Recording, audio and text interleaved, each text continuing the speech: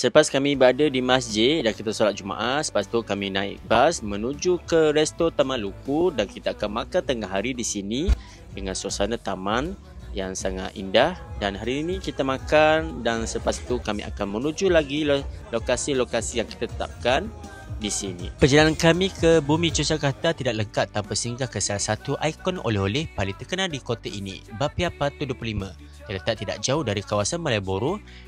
Deretan kedai bapia ini menjadi tumpuan para pelancong yang ingin membawa pulang buah tangan istimewa buat keluarga dan sahabat di tanah air.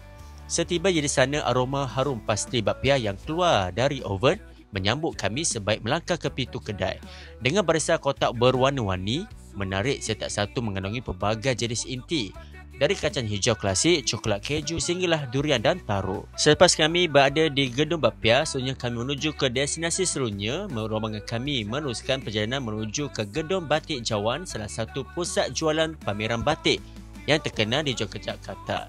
Di sini, para peserta berpulang melihat sendiri keindahan seni batik Jawa yang menjadi warisan budaya turun-temurun dan kini diiktiraf sebagai warisan budaya terbenda oleh UNESCO.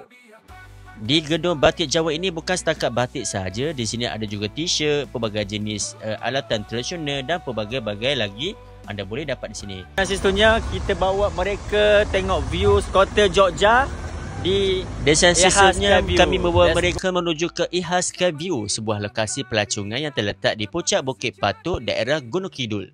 Tempat ini terkenal dengan spot terbaik menikmati pemandangan indah kota Yogyakarta dari ketinggian terutamanya ketika matahari terbenam dan waktu malam apabila cahaya lampu kota mulai menyala.